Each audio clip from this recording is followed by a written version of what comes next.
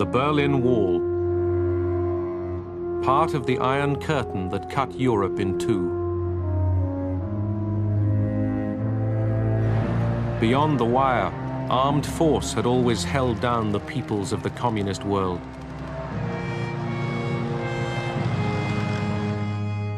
In 1989, the wall was still intact, but there was a new mood in Moscow. The use of force had discredited itself completely. It was no longer possible to stabilize the world by military methods. We saw a real opportunity because of this recognition on the part of the Soviet Union that they weren't going to win an arms race. They weren't going to, quote, bury you, unquote. We were the beneficiaries of this. December 1988. Gorbachev met George Bush and outgoing President Ronald Reagan. Gorbachev had decided that the Cold War must be brought to an end. The Americans remained cautious. There were pressures on Mr. Gorbachev from his right, if you want to call it that, from his military, God knows from who else, who didn't want to see the rapidity of this change.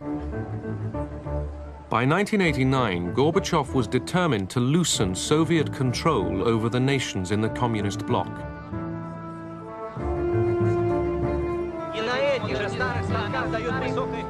Gorbachev told the peoples of Eastern Europe that they had the right to choose their own futures. But his listeners wondered what would happen if non-communists won power. Would the Soviet Union really stand aside? Gorbachev was convinced that when these countries got their freedom, they would choose socialism with a human face. He believed they would not turn away from Moscow, nor run off to the West. He thought they would be grateful to Moscow and keep up ties of friendship with the Soviet Union. But not everybody wanted freedom from Moscow. Communist leaders like East Germany's Erich Honecker relied on Soviet support to stay in power. To imagine that the Soviet Union, after 40 years of alliances, would leave every socialist country to fend for itself and turn its back on them as if there had never been a brotherly community, this was unheard of. Hungary, 1956. Soviet tanks smashed the Hungarian attempt to win democracy and independence. Imre Nagy and the other leaders of the uprising were executed. Economic reforms improved life for a while, then hit disaster. By 1989, the communist government was losing control. But Soviet troops remained in the land. The Hungarian people were growing angry again. Fear drove the regime to promise political changes and more democracy. The country was in close to an abyss, close to a total crisis situation. Economically, we accumulated by that time a huge debt.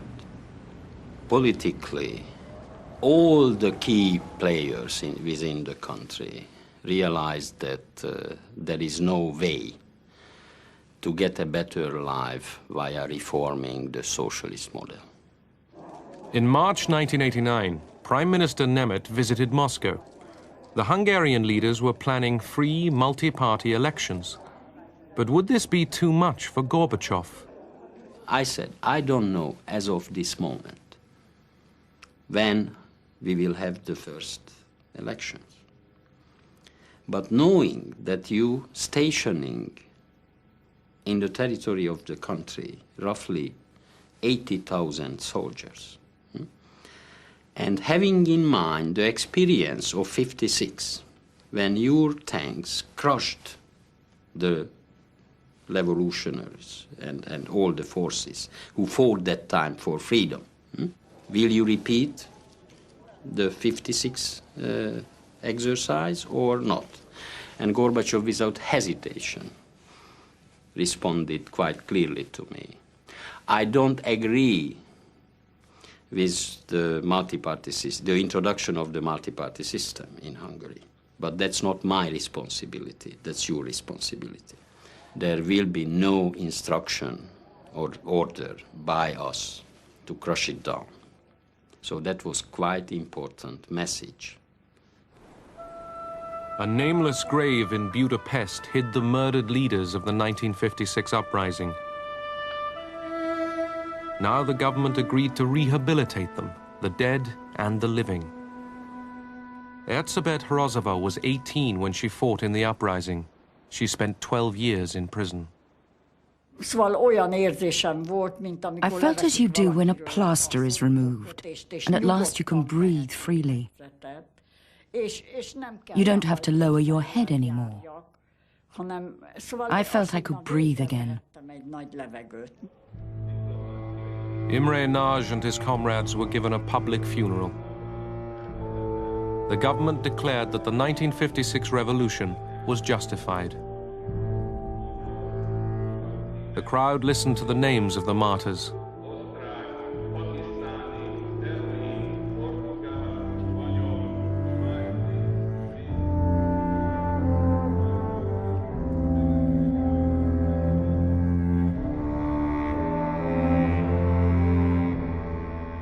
I was stunned to see that on that list, young boys, when they imprisoned them, arrested them, they were 16 years old.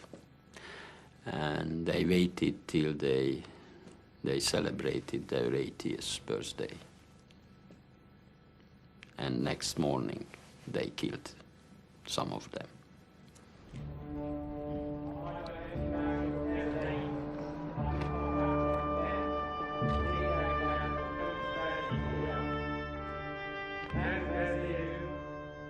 The reburial meant to us a reconciliation with our past and history.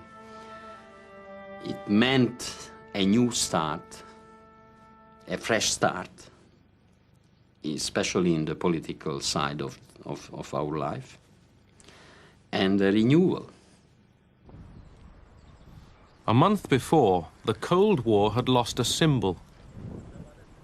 The Hungarian government took down the barbed wire on its border with Austria and the West. The Soviet Union did nothing. Although travel was still not completely free, the Iron Curtain was starting to unravel.